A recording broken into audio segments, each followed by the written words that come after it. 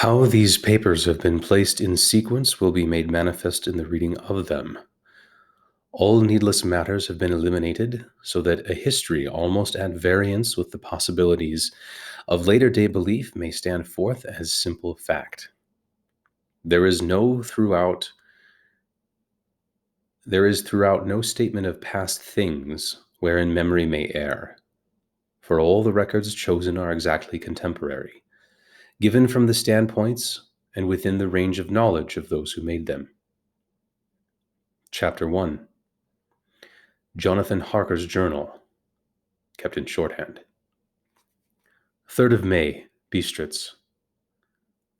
Left Munich at 8:35 p.m. on the 1st of May, arriving in Vienna early next morning. Should have arrived 6:46, but the train was an hour late. Budapest seems a wonderful place, and from the glimpse which I got of it from the train and the little I could walk through the streets, I feared to go very far from the station, as we arrived late and would start as near the correct time as possible. The impression I had was that we were leaving the west and entering the east. The most western of splendid bridges over the Danube, which is here of noble width and depth, took us among the traditions of Turkish rule. We left in pretty good time and came after nightfall to Klausenburg. Here I stopped for the night at Hotel Royal. I had for dinner, or rather supper, a chicken done up some way with red pepper, which was very good but thirsty. Memo, get recipe for Mina. I asked the waiter, and he said it was called paprika Händel, and that as it was a national dish, I should be able to get it anywhere along the Carpathians. I found my smattering of German very useful here. Indeed, I don't know how I should be able to get on without it. Having at some time at my disposal when in London, I had visited the British Museum and made search among the books and maps in the library regarding Transylvania. It had struck me that some foreknowledge of the country could hardly fail to have some importance in dealing with a nobleman of that country. I find that the district he named is in the extreme east, just on the borders of 3 states, Transylvania, Moldavia, and Bukovina, in the midst of the Carpathian Mountains, one of the wildest and least known portions of Europe. I was not able to light on any map or work giving the exact locality of the Castle Dracula, as there are no maps of this country as yet to compare with our own Ordnance Survey maps, but I found that Bistritz, the post town named by Count Dracula, is a fairly well-known place.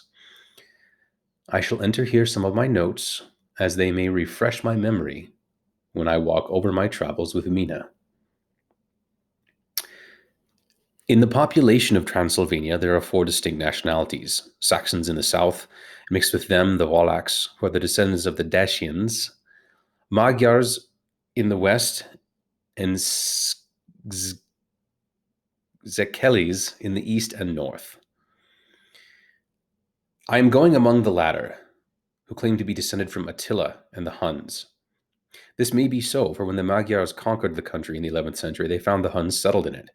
I read that every known superstition in the world is gathered into the horseshoe of the Carpathians, as if it were the center of some sort of imaginative whirlpool. If so, my stay may be very interesting. Memo, I must ask the Count about all of them. I did not sleep well, though my bed was comfortable enough, for I had all sorts of queer dreams. There was a dog howling all night under my window, which may have had something to do with it, or it may have been the paprika, for I had to drink up all the water in my carafe, and was still thirsty. Towards morning, I slept and was wakened by the continuous knocking at my door, so I guess I must have been sleeping soundly by then. I had for breakfast more paprika and some sort of porridge maize flour, which they said was mamaliga, and an eggplant stuffed with forcemeat, a very excellent dish, which they call impletada. Memo, get recipe for this also. I had to hurry breakfast, for the train started a little before 8. Rather, it ought to have done so. After rushing to the station at 7:30, I had to sit in the carriage for more than an hour before we began to move. It seems to me the further east you go, the more unpunctual are the trains. What ought they to be in China? All day long we seemed to dawdle through a country which was full of beauty of every kind. Sometimes we saw little towns or castles on the top of steep hills, such as we see in old missals. Sometimes we ran by rivers and streams, which seemed from the wide stony margin on each side of them to be subject to great floods. It takes a lot of water and running strong to sweep the outside edge of a river clear. At every station there were groups of people, sometimes crowds, and in all sorts of attire. Some of them were just like the peasants at home, or those I saw coming through France and Germany. Short jackets and round hats and homemade trousers, but others were very picturesque. The women looked pretty, but seemed clumsy about the waist. They had all full white sleeves of some kind or other, and most of them had big belts with a lot of strips of something fluttering from them like the dresses in a ballet. But of course, there were petticoats under them. The strangest figures we saw were the Slovaks, who were more barbarian than the rest, with their big cowboy hats, great baggy, dirty white trousers, white linen shirts, and enormous heavy leather belts, nearly a foot wide, all studded over with brass nails. They wore high boots with the trousers tucked into them, and had long black hair and heavy black mustaches. They are very picturesque, but do not look prepossessing. On the stage, they would be set down at once as some old Oriental band of brigands.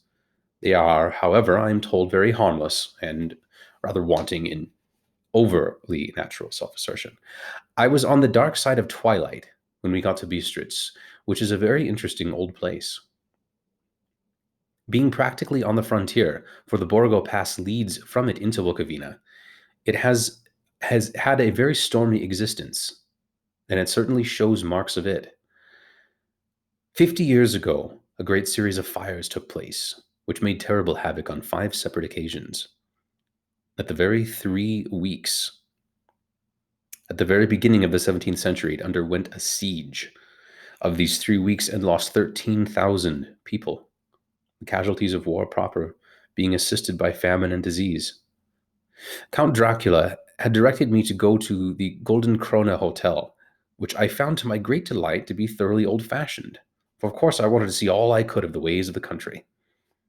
I was evidently expected, for when I got near the door I faced a cheery-looking elderly woman in the usual peasant dress, white undergarment, long double apron front and back, colored stuff fitting almost too tight for modesty. When I came close, she bowed and said, "Der Herr Englishman?" "Yes," I said, "Jonathan Harker." She smiled and gave some message to an elderly man in white shirt sleeves who had followed her to the door.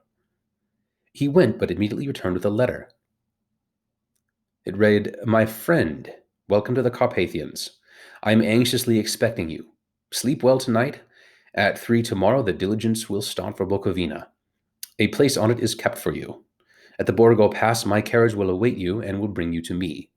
I trust that your journey from London has been a happy one and that you will enjoy your stay in my beautiful land. Your friend, Dracula." 4th of May.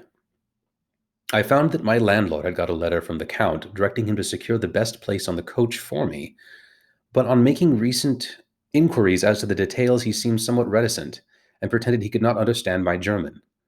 This could not be true, because up to then he'd understood it perfectly. At least he answered my questions exactly as if he did. He and his wife, the old lady who received me, looked at each other in a frightened sort of way.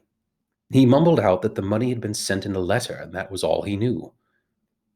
When I asked him if he knew Count Dracula, and could he tell me anything of this castle, both he and his wife crossed themselves, and saying that they knew nothing at all, simply refused to speak further.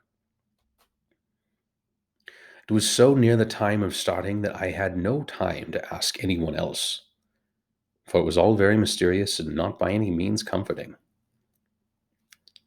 Just before I was leaving, the old lady came up to my room and said in a very hysterical way, "Oh, must you go?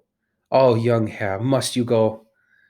She was in such an excited state she seemed to have lost her grip of what German she knew, and mixed it all up with some other language which I did not know at all. I was just able to follow her by asking many questions. When I told her that I must go at once, I was engaged on important business, and she asked again, "Do you know what day it is?" I answered that it was the 4th of May. She shook her head as she said again, "No, yes, no, I know that. But do you know what day it is?" On my saying that I did not understand, she went on, "It is the eve of St. George's Day.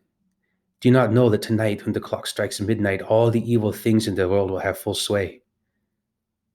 Do you know where you are going?" What you are going to? She was in such evident distress that I tried to comfort her, but without effect. Finally, she went down on her knees and implored me not to go, at least wait a day or two before starting. It was all very ridiculous, but I still did not feel comfortable. However, there was business to be done, and I could not allow anything to interfere with it.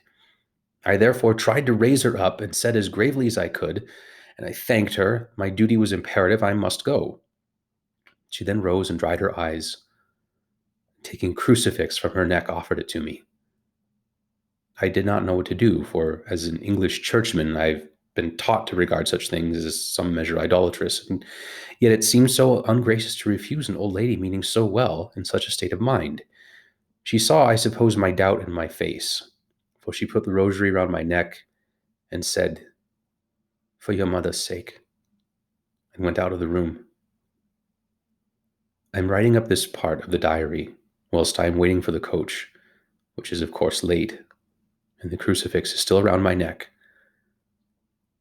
Whether it is the old lady's fear, or the many ghostly traditions of this place, or the crucifix itself, I do not know, but I am not feeling nearly as easy in my mind as usual.